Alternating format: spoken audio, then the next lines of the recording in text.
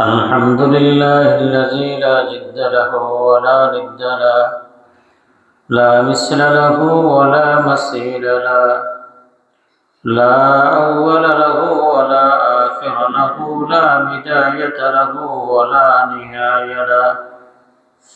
ونشهد أن لا إله إلا الله، ونشهد أن سيدنا وسندنا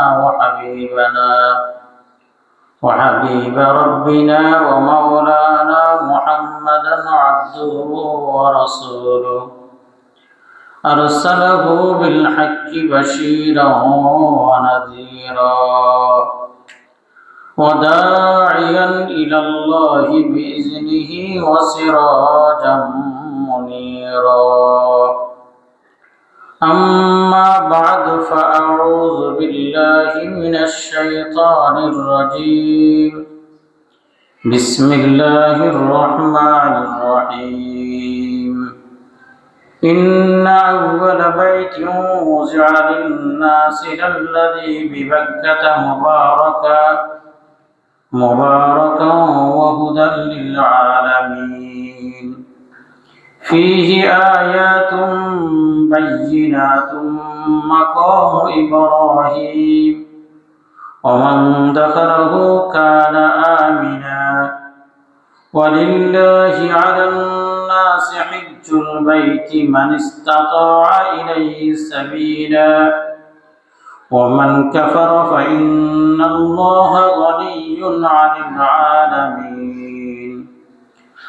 وقال سيدنا رسول الله صلى الله عليه وسلم: الحج المبرور ليس له جزاء إلا الجنة، أو كما قال النبي عليه الصلاة والسلام. اللهم صل على سيدنا محمد وعلى آل محمد، كما صليت على إبراهيم وعلى آل إبراهيم إنك حميد مجيد. اللهم بارك على محمد وعلى آل محمد، كما باركت على إبراهيم وعلى آل إبراهيم إنك حميد مجيد. اللهم صل على سيدنا محمد كلما ذكره الذاكرون، وكلما غفل عن ذكره الغافلون. أستغفر الله الذي لا إله إلا هو الحي القيوم، وأتوب إليه، لا حول ولا قوة إلا بالله العلي العظيم. أستغفر الله الذي لا إله إلا هو الحي القيوم، وأتوب إليه، لا حول ولا قوة إلا بالله العلي العظيم. معزز محترم মুরব্বিয়ান আযম, আজিজ তালাবায়ে মাদ্রাসা দারুল উলুম, আল্লাহ তাআলার অসংখ্য অগণিত শুকরিয়া আদায় করি যে রব্বে কারীম আমাদের সকলকে মুসলমান হিসেবে দুনিয়ার মধ্যে পাঠিয়েছেন। আল্লাহ তাআলা আজকের দিন পর্যন্ত আমাদেরকে মুসলমান হিসেবে দুনিয়ার মধ্যে রেখেছেন। আল্লাহ তাআলার কাছে দোয়া করি, আল্লাহ তাআলা যেন আমাদের মৃত্যুটাও যেন মুসলমান অবস্থায় যেন মৃত্যু দান করেন। যখন মালাকুল মউত যখন চলে আসবে, তখন যেন আমাদের মুখে কালিমা জারি করে দেন। আল্লাহ তাআলার কাছে দোয়া করি সমস্ত মুসলমানের প্রাণ কেন্দ্র, প্রাণের সাথে, হৃদয়ের সাথে সম্পর্ক বাইতুল্লাহর সাথে সম্পর্ক। যেদিন আমাদের বুঝ হলো সেদিন থেকে আমরা প্রত্যেকেই বাইতুল্লাহর দিকে তাকিয়ে নামাজ আদায় করি, পশ্চিম দিকে ফিরে নামাজ পড়ি। এর উদ্দেশ্য হইল বাইতুল্লাহকে সামনে রাখা। যদিও আমরা বাইতুল্লাহকে দেখি না, কিন্তু মনে মনে আমরা কল্পনা করি যে বাইতুল্লাহ আমাদের সামনে আছে। আমরা বাইতুল্লাহর দিকে ফিরেই আমরা নামাজ আদায় করি। আমাদের প্রাণের স্পন্দন, প্রাণ কেন্দ্র হইল বাইতুল্লাহ। কতই না সৌভাগ্যবান যে সমস্ত ব্যক্তিরা বাইতুল্লাহর জিয়ারত করার আল্লাহ তৌফিক দান করেছেন, যারা বাইতুল্লাহর মুসাফির হয়েছে। প্রত্যেক বছরে বাংলাদেশ সহ সারা বিশ্ব থেকে মুসলমানরা এই প্রাণ কেন্দ্রের মধ্যে ছুটে যান বাইতুল্লাহকে জিয়ারত করার জন্য। আল্লাহ আমাদেরকে বানাইছেন, বাইতুল্লাহও আল্লাহ তাআলা বানাইছেন। আমরা আল্লাহ তাআলাকে দুনিয়াতে থাকে আল্লাহ তাআলাকে দেখা সম্ভব নয়, অন্তত আল্লাহ তাআলা কুদরতিভাবে যে ঘরকে বানাইছেন এই ঘরকে দেখা তো সম্ভব। মনের আকুতি আর বেকুলতা প্রত্যেকের থাকা উচিত যে আমি জন্ম থেকেই, আমার বুঝ জ্ঞান থেকে আমি পশ্চিম দিকে ফিরে নামাজ আদায় করি, বাইতুল্লাহর দিকে ফিরে নামাজ আদায় করি। বাইতুল্লাহ যদি না দেখি, যদি আমার মৃত্যু হয়, তাহলে এটা কতই না দুর্ভাগ্যের বিষয়, এটা কতই না হতভাগ্যদের অন্তর্ভুক্ত হলাম আমি। এই জন্য প্রতিটা ব্যক্তির দিলের মধ্যে বাইতুল্লাহর তামান্না থাকা উচিত যে আল্লাহ তাআলাকে তো আমি দেখলাম না, অন্তত আল্লাহর ঘরটাকে যেন আমি যেন দেখতে পাই। আল্লাহ তাআলা আমাদের উপর যে সমস্ত আহকাম ফরজ করেছেন, সর্বশেষ আহকাম হল হজ। এটার মাধ্যমে জীবনের সমস্ত আমালের পরিসমাপ্তি ঘটে। রাসূলুল্লাহ সাল্লাল্লাহু আলাইহি ওয়াসাল্লামের জীবনের আমালের পরিসমাপ্তি ঘটছে হজের দ্বারায়। এই জন্যই রাসূল সাল্লাল্লাহু আলাইহি ওয়াসাল্লাম জীবনে একবারই হজ করছেন, আর এই হজকেও আবার বিদায়ী হজ বলা হয়, মানে জীবনের শেষ হজ। তাহলে রাসূলের শেষ আমল ছিল হজ। আমার আপনার আমলটাও যেন হজ হয়, শেষ আমলটা যেন হজ হয়। রাসূলের শেষ আমল হজের দ্বারা এটা প্রতীয়মান হয় যে আমলের আমাদের পরিপূর্ণতা আসবে হজের দ্বারায়, দিন পরিপূর্ণ হবে হজের দ্বারায়। এটা এভাবেই বুঝতে পারি। আল্লাহ তাআলা কালামে পাকের মধ্যে বলেন, আল ইয়াওমা আকমালতু লাকুম দীনাকুম ওয়া আতমামতু আলাইকুম নি'মাতি ওয়া রাদিতু লাকুমুল ইসলাম দীনা। এই ব্যাপারে প্রত্যেকেই একমত। আল ইয়াওমা আকমালতু লাকুম দীনাকুম ওয়া আতমামতু আলাইকুম নি'মাতি ওয়া রাদিতু লাকুমুল ইসলাম দীনা। এই আয়াতটা আরাফার ময়দানে যখন রাসূল সাল্লাল্লাহু আলাইহি সাল্লাম সাহাবায়ে কেরামদেরকে নিয়ে দাঁড়াইছেন, আল্লাহ তাআলা জিবরাইল আলাইহিস সালামের মাধ্যমে এই আয়াতটা নাযিল করেন। রাসূলুল্লাহ সাল্লাল্লাহু আলাইহি সাল্লাম এই আয়াতটা তেলাওয়াত করে সাহাবায়ে কেরামদেরকে শুনাইছেন। আল ইয়াওমা আকমালতু লাকুম দীনাকুম, আজকে এমন একটি দিন যে দিনের মধ্যে আমি দ্বীন ইসলামকে পরিপূর্ণ করে দিলাম। আল ইয়াওমা আকমালতু লাকুম দীনাকুম ওয়া আতমামতু আলাইকুম নি'মাতি ওয়া রাদিতু লাকুমুল ইসলাম দীনা। আর আমি তোমার উপর যে নিয়ামত দিলাম, অর্থাৎ ইসলাম ধর্ম, এটাকেও আমি পরিপূর্ণ করে দিলাম। ওয়া রাদিতু লাকুমুল ইসলাম দীনা। আর আমি দিন যতগুলা আমার থেকে আসছেন, কিতাব যতগুলো আসছেন, দিন ইসলামের উপর আমি রাজি হয়ে গেছি। এই কথাটা, এই আয়াত যখন রাসূল সাল্লাল্লাহু আলাইহি ওয়াসাল্লাম তেলাওয়াত করলেন, সাহাবায়ে কেরাম শুনি সবাই খুশি হয়ে গেছেন, সবাই হাসতেছেন যে আমাদের ইসলামই হলো এটাই প্রকৃত ধর্ম, এটার উপরেই আল্লাহ রাজি হয়েছেন। ইহুদি খ্রিস্টান এদের উপর আল্লাহ রাজি হয় নাই। অতীতের যত ধর্ম, কোন ধর্মের উপর আল্লাহ রাজি না, আমাদের ধর্মের উপর আল্লাহ তাআলা রাজি হয়ে গেছেন। সাহাবায়ে কেরাম এটাতে খুশি হয়ে গেছেন। সাইয়্যিদুনা আবু বকর রাদিয়াল্লাহু তাআলা কান্না শুরু করে দিয়েছেন। তিনি কেন কান্না শুরু করে দিলেন? তেনাকে জিজ্ঞাসা করলেন, সবাই খুশি যেহেতু ইসলাম ধর্ম প্রকৃত ধর্ম, এটার উপর আল্লাহ তাআলা রাজি হয়ে গেছে, আমার আপনার প্রত্যেকেরই তো খুশি হওয়ার দরকার, আপনি কেন কাঁদতেছেন? বলল যে আল্লাহ তাআলা রাসূলুল্লাহ সাল্লাল্লাহু আলাইহি সাল্লামকে দুনিয়ার মধ্যে পাঠিয়েছেন এই দ্বীন ইসলামকে প্রত্যেকের কাছে পৌঁছে দেওয়ার জন্য। তো আল্লাহ তাআলা এই আয়াতের দ্বারা বুঝাই দিয়েছেন যে রাসূল আমাদের কাছে মাঝে আর বেশি দিন নাই, যেহেতু দিনকে পরিপূর্ণতা রাসূলের মধ্যেই হবে, তো দিন যখন পরিপূর্ণ হয়ে গেছে তাহলে রাসূল আমাদের মাঝে আর থাকার কোনো প্রয়োজন নাই। আল্লাহ তাআলা রাসূলকে উঠিয়ে নেবেন। এই আয়াত দ্বারা এটা বোঝা যায়। সাইয়্যিদুনা আবু বকর রাদিয়াল্লাহু তাআলা এই কথা শুনে পাশের সাহাবায়ে কেরাম সাহাবী কাঁদে দিলেন। এভাবে আওয়াজ একবারই শেষ সাহাবী সকলের পর্যন্ত পৌঁছে গেছে। কিছুক্ষণ আগে যে সাহাবায়ে কেরামরা হাসতেছিলেন, ও সাহাবায়ে কেরাম এখন কান্না শুরু করে দিলেন যে রাসূল আমাদের মাঝে আর বেশি দিন নাই। তো আল্লাহ তাআলা এই যে আয়াতটা নাযিল করে বুঝাইলেন এই কথা যে হজের দ্বারাই দিন পরিপূর্ণ হয়ে গেছে। এতদিন আহকামে হজ রাসূল পালন করেন নাই, এখন আহকামে হজ পালন হয়েছে, আমলের দ্বারা এটা পরিপূর্ণতা আসি গেছে। তাহলে দিন ইসলাম পরিপূর্ণ হবে আমার আপনার হজ করার দ্বারা। এজন্য প্রত্যেকটা ব্যক্তির মধ্যেই পরিপূর্ণভাবে নিয়ত থাকার দরকার, আমি হজ করবই করব। আল্লাহ তাআলা যেন আমাকে যেন হজ না করাইয়া যেন দুনিয়ার থেকে না আনেন। প্রত্যেকটা ব্যক্তির এটা দিলে তামান্না থাকার দরকার।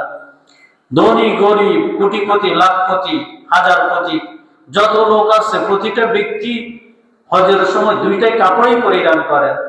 গায়ের মধ্যে একটা সাদা কাপড় পরিধান করেন, ফরার মধ্যে একটা সাদা কাপড় পরিধান করেন। এই দুইটা কাপড় পরিধান করে সবাই একাকার হয়ে যায়। বাইতুল্লাহর চতুর্দিকে প্রতিটা ব্যক্তি ঘুরে, যেন প্রতিটা ব্যক্তি হৃদয়ের থেকে এই কথাই আসে, আল্লাহ বাংলাদেশের মধ্যে আমি ছিলাম, মসজিদের মধ্যে 5 ওয়াক্ত নামাজ আদায় করে আল্লাহ তোমাকে সেজদার মধ্যে খুঁজছিলাম, তোমাকে তো সেজদার মধ্যে পাইলাম না। আল্লাহ যখন 5 ওয়াক্ত নামাজের মধ্যে তোমাকে পাই নাই, তো ভোর রাত্রে তাহাজ্জুদের নামাজের মধ্যে দাঁড়াইয়া তোমাকে ডাকছিলাম, কান্নাকাটি করছিলাম তোমাকে পাওয়ার জন্য, আল্লাহ সেখানেও পাইলাম না। এজন্য আল্লাহ তোমাকে পাওয়ার জন্য বাইতুল্লাহ তুমি বানাইছ, তোমাকে দেখার জন্য এখানে চলে আসছি, যেন তোমাকে এখানে দেখতে পাই। এজন্যই বাইতুল্লাহর চতুর্দিকে শুধু ঘুরতে থাকে আর আল্লাহ তাআলাকে যেন খুঁজতে থাকে যে কখন আমার আল্লাহকে পাওয়া যায়। সমস্ত পাগলেরা একসাথে হইয়া শুধু একটাই বলে, লাব্বাইক আল্লাহুম্মা লাব্বাইক লা শারীকা লাক লাব্বাইক ইন্নাল হামদা ওয়ান নি'মাতা লাক ওয়াল মুলক লা শারীকা লাক। যখন প্রত্যেকেই যখন লাব্বাইক বলে চিৎকার করতে থাকে, তখন প্রত্যেকেরই লাব্বাইকের জবাবে আল্লাহ তাআলা লাব্বাইক বলেন। হাদিসে পাকের মধ্যে নবী করিম সাল্লাল্লাহু আলাইহি সাল্লাম বলেন, মা মিন ইউলাব্বি লাব্বা ইল্লা মিন শাজারিন আও মাদারিন আও হাজারিন। কোন ব্যক্তি যখন লাব্বাইক যখন বলতে থাকে, তখন পৃথিবীর মধ্যে যত জমিন আছে এক জমিন আরেক জমিনের সাথে লেগে থাকে। ওই মক্কার জমিনও তার সাথে লাব্বাইক বলে, মক্কার সমস্ত পাথরগুলোও তার সাথে লাব্বাইক বলে, মক্কার সমস্ত গাছগুলোও তার সাথে লাব্বাইক বলে। এভাবে এক জমিন আরেক জমিনের সাথে লাগিয়া প্রত্যেকেই তার সাথে লাব্বাইক বলে। হাজী সাহেব শুধু যে নিজে লাব্বাইক বলে এটা নয়, বরং হাজী সাহেবের লাব্বাইকের সাথে যত জমিন আছে যত কিছু আছে সব কিছুই তার সাথে লাব্বাইক আল্লাহুম্মা লাব্বাইক বলে চিৎকার করে। আর আল্লাহ তাআলাও বান্দার লাব্বাইকের সাথে আল্লাহ তাআলাও হাজিরা দেন। কত বড় সৌভাগ্যবান যারা এভাবেই তারা লাব্বাইক বলে চিৎকার করতে থাকে। আল্লাহ তাআলা কোরআনে কারীমের মধ্যে বলেন, ইন্না আউওয়ালা বাইতিন উযিআ লিন-নাস লাল্লাযী বিবাক্কাতা মুবারাকান ওয়া হুদাল লিল আলামিন। পৃথিবীর মধ্যে সর্বপ্রথম যে ঘর নির্মাণ করলাম মানুষের জন্য, এটাই হইল এই ঘরটা হইল বাইতুল্লাহ। এই ঘরকে আল্লাহ তাআলা বলেন পৃথিবীর মধ্যে সর্বপ্রথম এই ঘরটাই আমি আল্লাহ তাআলা বানাইছি। তাহলে পৃথিবীর মধ্যে কুদরতিভাবে যে ঘরটা বানাইলেন এটা আল্লাহ তাআলা বানাইলেন। সুতরাং এই ঘর আল্লাহরই ঘর। এই ঘরকে আমি আপনি প্রত্যেকটা ব্যক্তি দেখার দরকার। সর্বপ্রথম এই ঘর দেখার জন্যই তামান্না থাকার দরকার। কোনো ব্যক্তি ততক্ষণ পর্যন্ত বুঝবে না যতক্ষণ পর্যন্ত এই ঘরটা সচক্ষে দেখবে না। এই ঘর সচক্ষে দেখার মধ্যে কি মজা, দিলের মধ্যে কি পরিমাণ সুকুনত আসে, চোখের মধ্যে কি পরিমাণ মজা লাগে, অন্তরের মধ্যে কি পরিমাণ খুশি লাগে, এটা শুধুই তারাই বলতে পারবে যারা এই ঘরটাকে দেখছে। এই জন্যই যারা একবার হজ করে দ্বিতীয়বার যখন হজের মৌসুম আসে তখন এদেরকে ধরে রাখা যায় না। এরা শুধুই চোখের পানি চাটতে থাকে, কখন আমি আল্লাহ তাআলার আবার ঘরকে দেখব, কখন আল্লাহ তাআলার ঘরের সামনে আমি কালো গিলাফের এই ঘরটা কখন দেখব। এই কথাটা প্রতিটা হাজী সাহেবের দিলের মধ্যে জাগ্রত হয়। যারা অন্তত একবার দেখছি তারা আবার না দেখি থাকতেই তাদের কষ্ট হয়। এই জন্যই আল্লাহ বান্দারা একবার করলে বারবার এই হজ করার জন্য যায়। আল্লাহ তাআলা এই ঘরের মধ্যে এত বেশি আকর্ষণ রাখছেন, কোন ব্যক্তি যদি এই ঘরটাকে যদি দেখে, চোখের পুতুলি পালানো পর্যন্ত যে কোনো দোয়া করে, আল্লাহ তাআলা তার দোয়াকে কবুল করেন। কিন্তু আশ্চর্যের বিষয় হলো, আমরা মনে করি চোখের পুতুলি বারবার তো আমরা উঠাই আর নামাই, কিন্তু আশ্চর্যের বিষয় হলো কেউ যখন বাইতুল্লাহর দিকে এভাবে তাকায়, তার চোখের পুতুলি যতক্ষণ পর্যন্ত সে ইচ্ছা করে না পালায় ততক্ষণ পর্যন্ত তার চোখের পুতুলি নামে না। এটা আল্লাহ তাআলার বিশেষ এক কুদরত। আল্লাহ তাআলার ঘরকে কেউ যদি দেখে, এভাবে দেখি যদি দোয়া করতে থাকে, যতক্ষণ পর্যন্ত সে ইচ্ছা করে ততক্ষণ পর্যন্তই সে দোয়া করতে পারে। এই ঘরের সামনে যে ঘরকে এখান থেকেই না দেখি, যে ঘরের দিকে তাকাইয়া নামাজ আদায় করি, এই ঘরকে সামনে রাখি যদি নামাজ আদায় করি কেমন মজা হবে। এই ঘরকে বাংলাদেশ থেকেই আমরা ধারণা করি, মনে মনে বলি তোমার ঘরের দিকে তাকাইয়া নামাজ পড়তেছি, আর ঘরটাকে যদি চোখে দেখি যদি নামাজ আদায় করে, তাহলে তখন কতই না মজা হবে। এজন্য আল্লাহ তাআলা বলেন এটাই প্রথম ঘর, এটাকে বানানো হয়েছে সারা বিশ্ববাসীর জন্য, বিশ্বের সমস্ত লোকদের জন্য। লাল্লাযী বিবাক্কাতা মুবারাকা, আল্লাহ তাআলা বলেন লাল্লাযী বিবাক্কাতা মুবারাকা, এই ঘরটাই শুধু মক্কা শরীফের মধ্যে। কোন ব্যক্তি যদি মনে করে আমরাও এরকম একটা ঘর বানিয়ে নিব, ঘর বানাইয়া এখানে তাওয়াফ করব, এখানে আমরা হাজরে আসওয়াদ মেকি হাজরে আসওয়াদ বানাইয়া হাজরে আসওয়াদকে চুমা খাবো, এখানেই দুই পাশে দুইটা পাহাড় বানাইয়া এখানেই তাওয়াফ করব সাফা আর মারওয়া, আল্লাহ তাআলা বলেন না, হবে না। বিবাক্কাতে মুবারাকা, এটা মক্কা শরীফের মধ্যে। তাহলে কোন ব্যক্তি যদি এরকম মেকি যদি বানায়, এটা তাহলে তার এটা দ্বারা তাওয়াফ আদায় হবে না, হজ আদায় হবে না। এই কথাটা কেন বললাম? আর আল্লাহ তাআলা বিবাক্কাতা এই কথাটা কেন বললো? এই ঘরটা মক্কা শরীফের মধ্যে, আর হজ আদায় করতে হলে তোমাদেরকে মক্কাতে যাইতে হবে, এটা অন্য কোথাও থাকি করলে হবে না। ঠিক গত কয়েক বছর আগে বা প্রতি বছর হইতে পারে, আল্লাহ মাফ করেন, বান্দারিতাও শুরু করি কয়েকটা জায়গার মধ্যে যারা এরকম নিজেদেরকে সুন্নি দাবি করে, এরা মেকি মক্কা শরীফ বানাইয়া ওরা ওইখানে তাওয়াফ করে, ওরা মক্কা শরীফ প্রকৃত মক্কা শরীফ বাইতুল্লাহতে যেটা, এটাতে যায় না। এরা বলে এটাই করলেই হয়ে যাবে। কোন কোন ব্যক্তি আছে এরকম বলে যে আমগো বাবার দিলের মধ্যেই তো মক্কা আছে, বাবাকে চতুর্দিকে তাওয়াফ করলে এটার দ্বারাই আমাদের হজ হয়ে যাবে, হজে যাওয়ার দরকার নাই। এই কথাটার জবাব দেওয়ার জন্যই মনে হয় আয়াত, যে তোমরা মক্কা যেটা বান্দারির মধ্যে মনে করছো, যেটা বিভিন্ন সুন্নি নামের দাবিদারেরা যারা বিভিন্ন বাবাকে পূজা করে, এটার দ্বারা হজ আদায় হবে না, বরং এটা মক্কা শরীফের মধ্যেই। এটা কোথায়? মক্কা শরীফের মধ্যে। দ্বিতীয় কথা, আল্লাহ তাআলা বলেন বিবাক্কাতা মুবারাকা, এই ঘরটা তোমাদের জন্য বরকতপূর্ণ।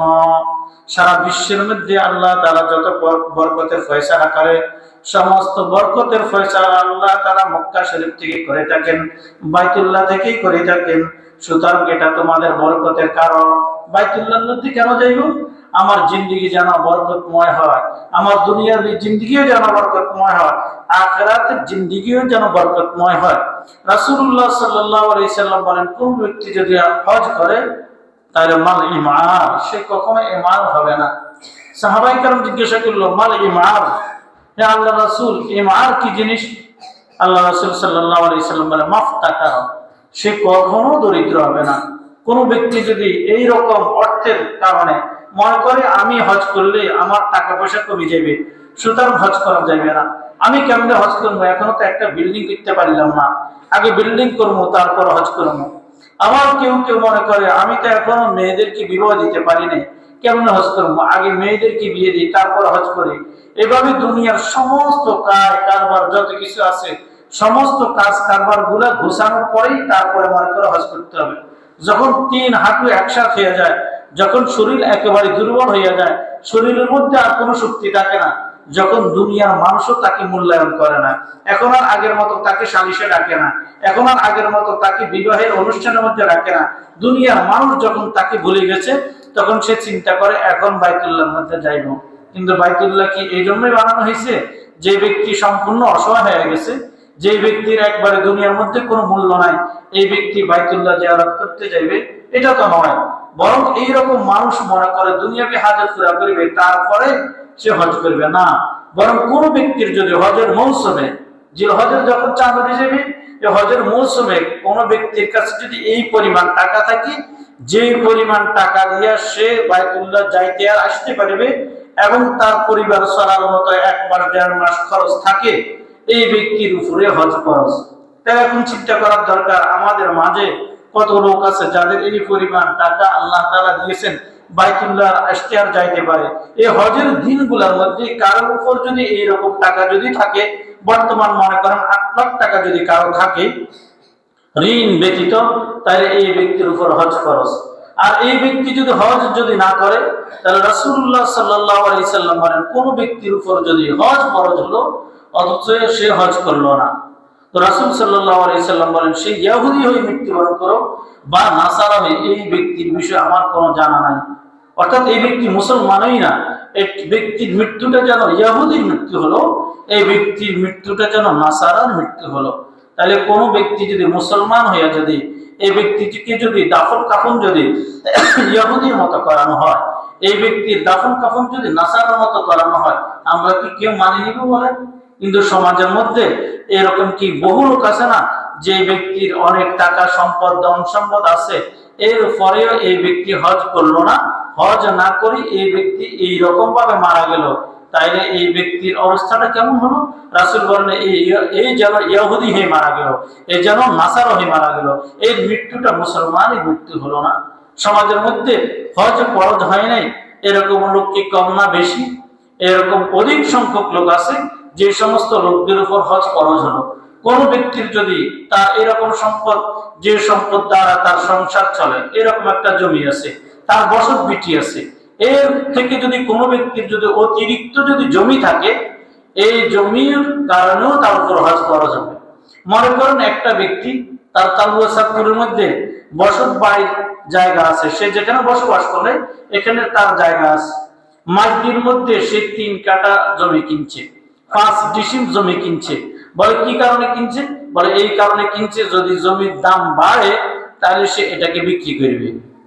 এখন মাঝদির মধ্যে প্রতি শতাংশ জায়গার দাম যদি 5 লাখ করে ধরি, তো কত হইল? 25 লাখ টাকা হয়ে গেছে না? তাহলে এই ব্যক্তির উপর তো হজ ফরজ হয়ে গেছে। কিন্তু এই ব্যক্তি শুধুই ব্যবসার দিকে খেয়াল হইল সম্পদ আরো বাড়ো, মেয়েটাকে বিবাহ দেবো, বিল্ডিং করবো, তারপরে যাবো, কিন্তু হজের মৌসুমে সে এই পরিমাণ সম্পদের মালিক থাকার কারণে তার উপর হজ ফরজ হয়ে গেছে। এখন এই ব্যক্তি যদি হজ না করে তাহলে এই ব্যক্তি গুনাহগার হলো। তাহলে কোনো ব্যক্তি যদি মনে করে এই কথা সমাজের মধ্যে, যদি আমি যদি হজ করি তাহলে আমার টাকা কমে যাবে, আমার টাকা শেষ হয়ে যাবে, রাসূল সাল্লাল্লাহু আলাইহি সাল্লাম বলেন, মাফ টাকা না, কোনো ব্যক্তি হজ করার দ্বারা তার সম্পদ কমবে না, বরং তার জিন্দেগি বরকতময় হবে। এজন্যই রাসূল আল্লাহ তাআলা কোরআনে কারীমের মধ্যে বলেন, লাল্লাযী বিবাক্কাতা মুবারাকা, এই মক্কা শরীফ শুধুই তুমি যে হজ আর তাওয়াফ করিবা, হজ তাওয়াফের দ্বারা তোমার টাকা খরচ হলো, তোমার সম্পত্তি খরচ হলো এমন নয়, বরং তোমার দুনিয়ার জিন্দেগিও বরকতময় হবে, আখিরাতের জিন্দেগিও বরকতময় হবে। রাসূলুল্লাহ সাল্লাল্লাহু আলাইহি ওয়াসাল্লাম বলেন, আল হাজ্জুল মাবরুর লাইসা লাহু জাযাউন ইল্লাল জান্নাহ, যে ব্যক্তির হজটা মাবরুর হজ হয়, আল্লাহ তাআলা যদি কোনো ব্যক্তি হজ করার পরে আল্লাহ যদি তার হজকে যদি কবুল করে নেয়, লাইসা লাহু জাযাউন ইল্লাল জান্নাহ, এর বিনিময়ে আল্লাহ তাআলা তাকে জান্নাত দান করবে। তাহলে কোনো ব্যক্তি যদি দুনিয়ার মধ্যে যায় যদি হজ করে, তাহলে বরকতের কারণ হলো, একে তো আমরা যেটাকে মনে করি যে আমার টাকা পয়সা নষ্ট হবে, আমি দরিদ্র হয়ে যাব, রাসূল বলেন না, দরিদ্র হবে না। আরেকটা কথা রাসূল বলেন, লাইসা লাহু জাযাউন ইল্লাল জান্নাহ, এই ব্যক্তির পুরস্কার আল্লাহ তাআলা জান্নাত দিবেন, এই ব্যক্তির পুরস্কার আল্লাহ তাআলা জান্নাত দিবেন।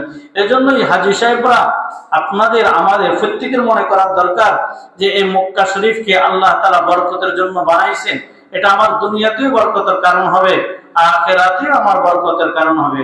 রাসূল সাল্লাল্লাহু আলাইহি সাল্লাম বলেন, মান হাজ্জা লিল্লাহ ফালাম ইয়ারফুস ওয়ালাম ইয়াফসুক রাজা কায়াউমিন ওয়ালাদাতহু উম্মুহু, কোন ব্যক্তি যদি আল্লাহর সন্তুষ্টির জন্য হজ করে, কোন অশ্লীল কাজ সেখানে না করে, কোনো গালিগালাজ যদি না করে, কোনো গুনাহের কাজ যদি না করে, রাজাকা ইয়াউমিন ওয়ালাদাতু উম্মুহু, সে মক্কা শরীফ থেকে এভাবে আসছে যেন তার আমলনামার মধ্যে কোনো গুনাহ নাই।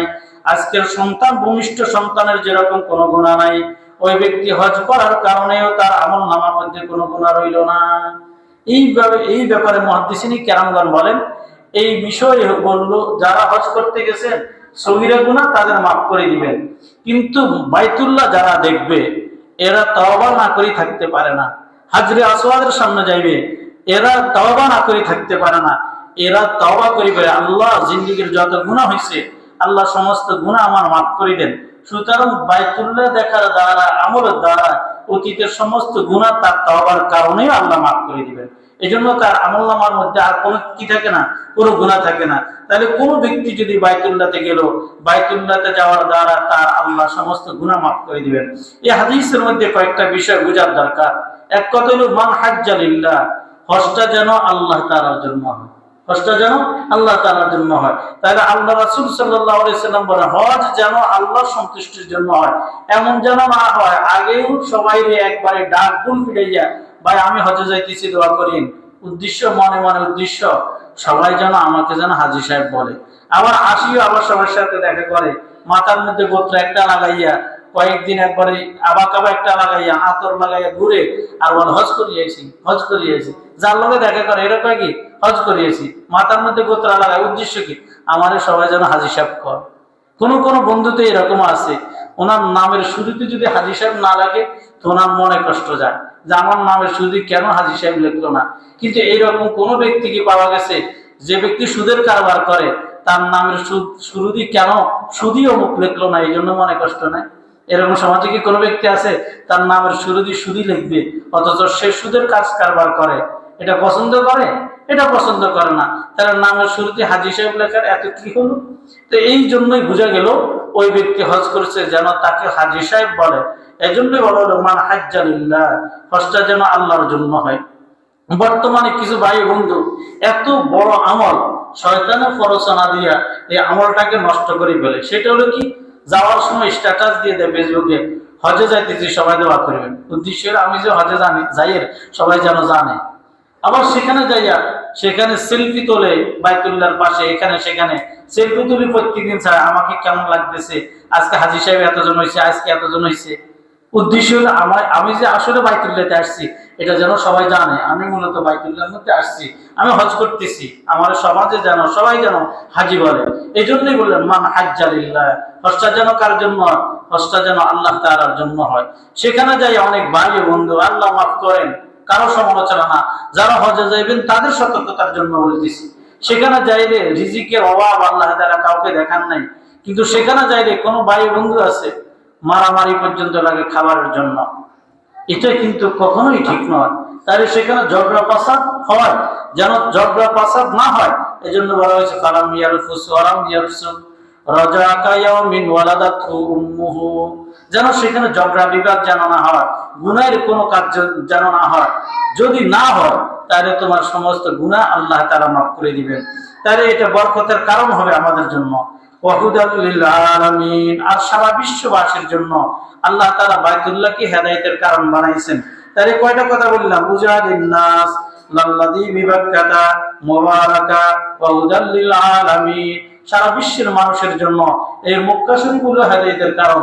সুতরাং সেখানে যাইয়া আল্লাহ তাআলার কাছে দোয়া করি, আল্লাহ আপনি আমাকে হেদায়েত দিয়ে দেন, আল্লাহ আমাকে হেদায়েতের উপর রাখিয়েন, আল্লাহ আমার মৃত্যুটা যেন বেঈমানি মৃত্যু না হয়, আল্লাহ আমার মৃত্যুটা যেন কুফরের মৃত্যু যেন না হয়, আমি যেন ঈমান নিয়ে যেন দুনিয়া থেকে যাইতে পারি।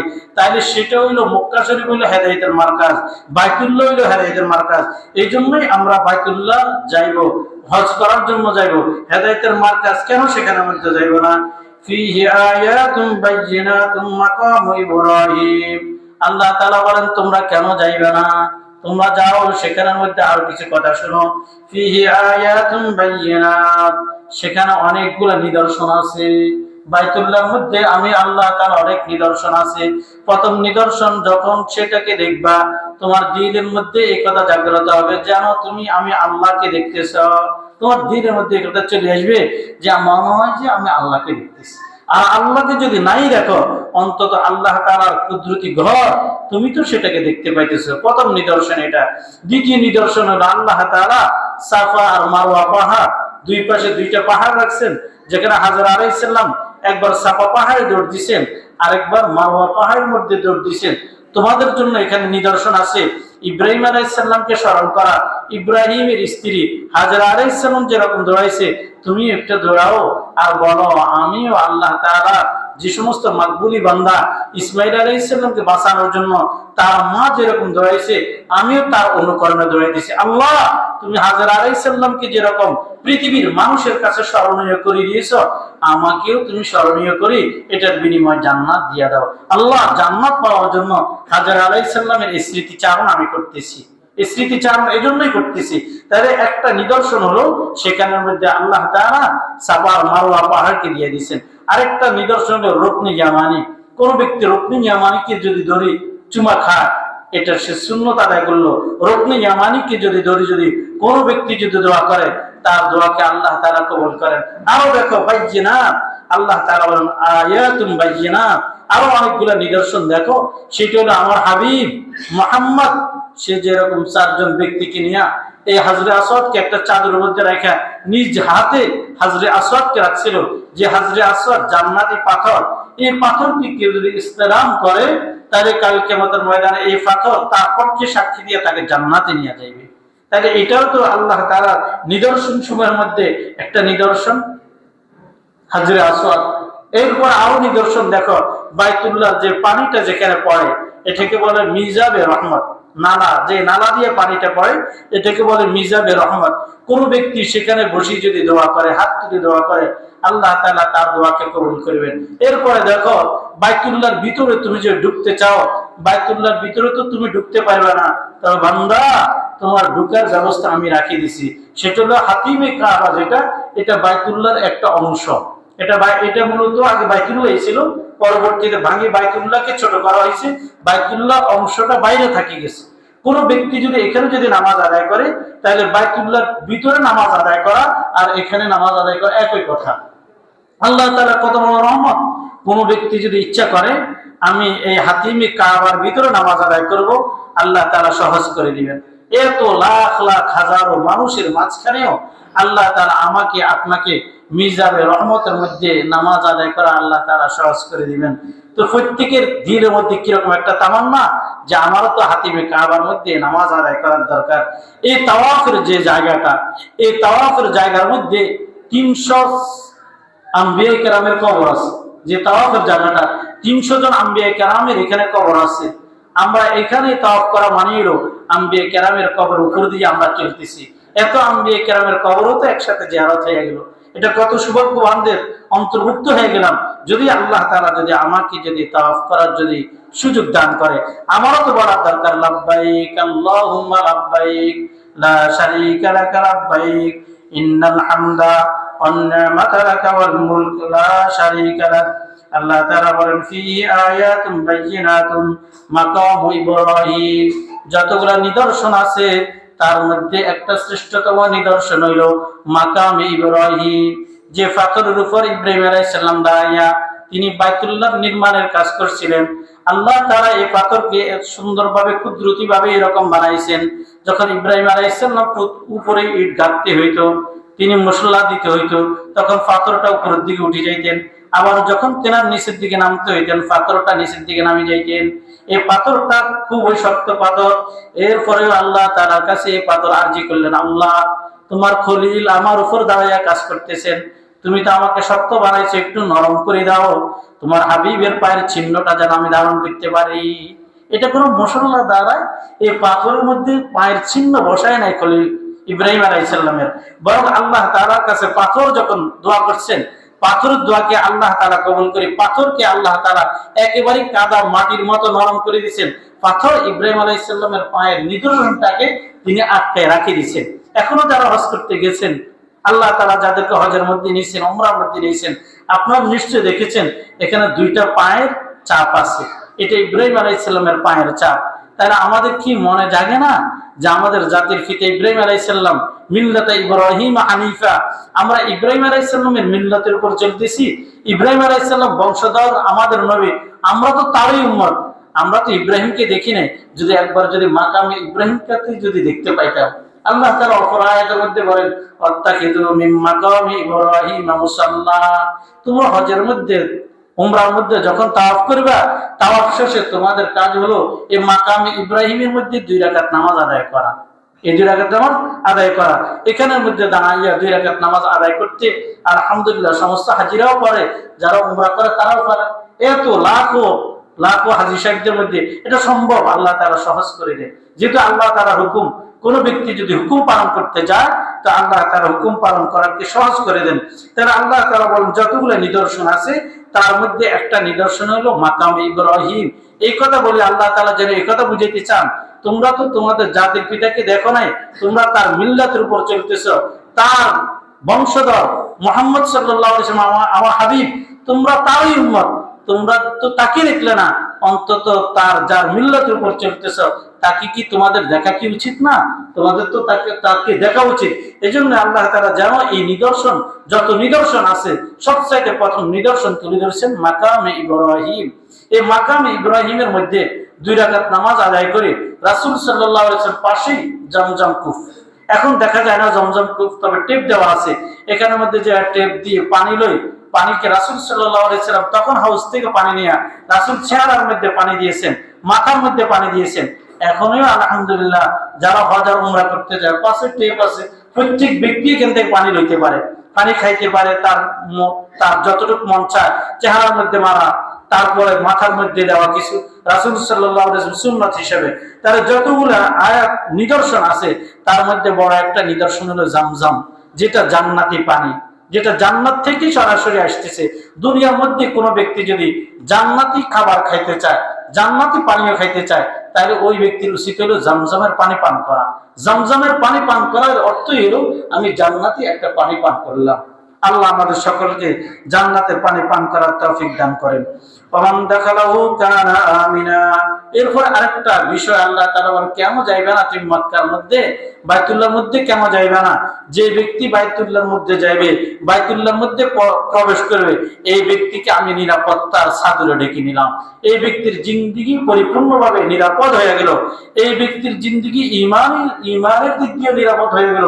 ওকে যদি আল্লাহ তাআলা যদি হজ্জে মাবরুর যদি নসিব করে, মাআযাল্লাহ, সে কখনো বেঈমান হয়ে মৃত্যুবরণ করবে না, বরং ঈমান নিয়ে দুনিয়া থেকে যাইতে পারবে। তাহলে দুনিয়াতেও সে নিরাপদ হয়ে গেল, আখিরাতের জন্য সে নিরাপদ হয়ে গেল।